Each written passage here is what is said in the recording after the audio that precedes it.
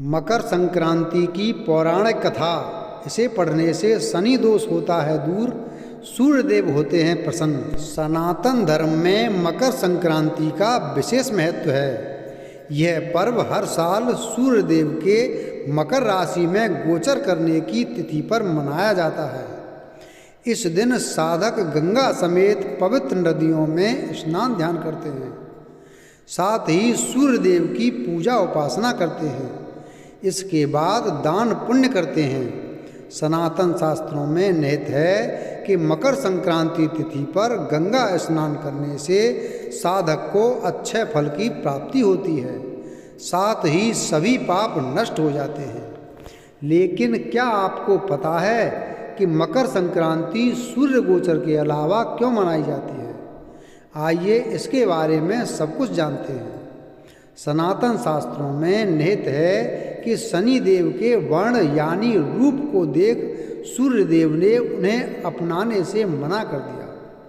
उस समय माता छाया ने सूर्यदेव को कुष्ठ रोग से पीड़ित होने का श्राप दिया। यह सुन सूर्यदेव क्रोधित हो उठे।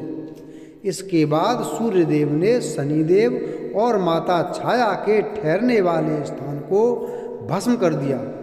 कालांतर में यमदेव ने सूर्यदेव के क्रोध को शांत किया। साथ ही सूर्यदेव को माता छाया के लिए अपने क्रोध को स्नेह में बदलने का अनुरोध किया। तब सूर्यदेव ने माता छाया को क्षमा प्रदान की। इसके बाद सूर्यदेव अपने पुत्र शनिदेव से मिलने पहुँचे। कहते हैं कि सूर्यदेव के मकर राशि में गोचर करने की तिथि पर ही दोनों की भेंट हुई थी। आसान शब्दों में कहें तो मकर संक्रांति तिथि पर सूर्यदेव अपने पुत्र शनिदेव से मिलने पहुँचे थे। उस समय घर पर कुछ न होने पर शनिदेव ने अपने पिता सूर्यदेव को तिल अर्पित किया था। अतः मकर संक्रांति तिथि पर सूर्यदेव को तिल अर्पित किए जाते हैं। इस दिन से पिता और पुत्र यानी सूर्यदेव और शनिदेव के संबंध मधुर हुए थे।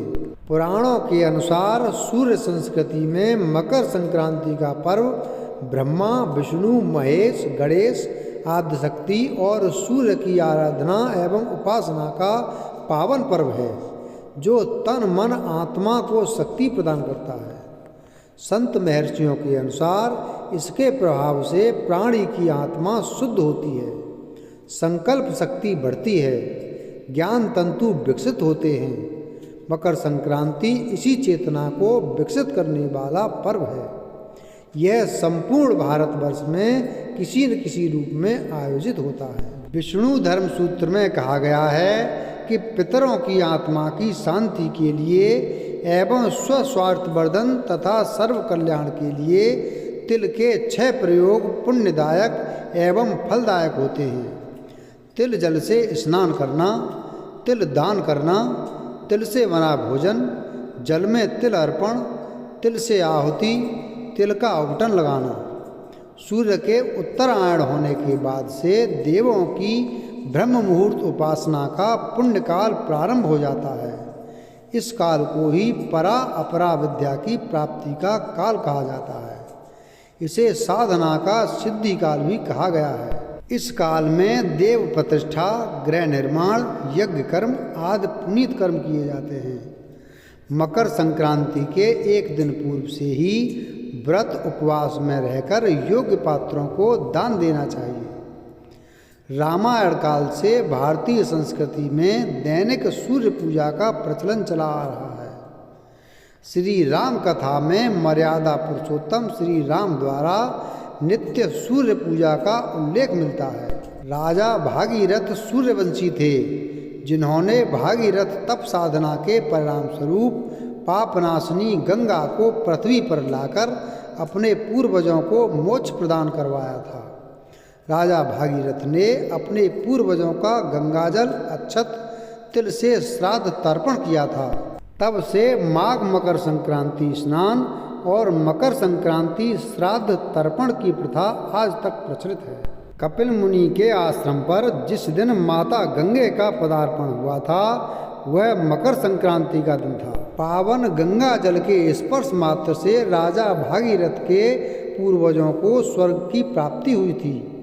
कपिल मुनि ने वरदान देते हुए कहा था, मातु गंगे त्रिकाल तक जन जन का पापहरण करेंगी और भक्तजनों की 7 पीढ़ियों को मुक्ति एवं मोक्ष प्रदान करेंगी।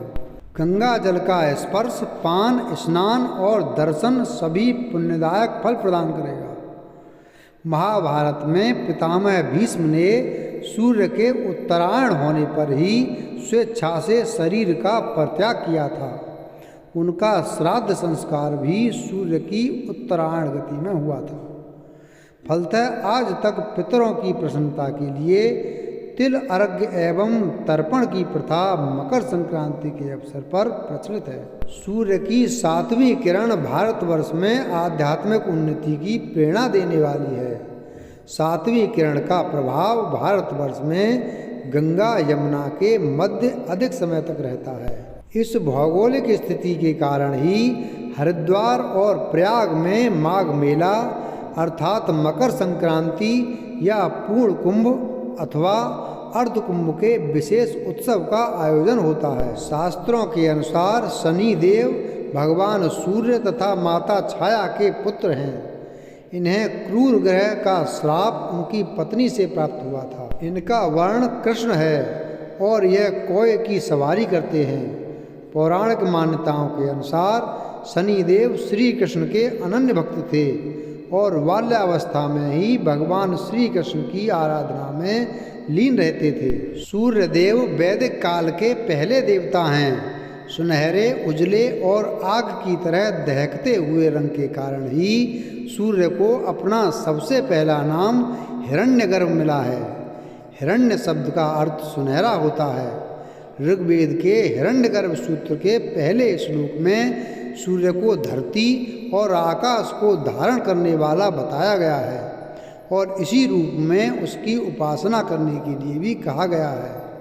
वीडियो अगर पसंद आया हो तो वीडियो को लाइक करें, चैनल को सब्सक्राइब करें और बेल आइकन प्रेस करें। धन्यवाद।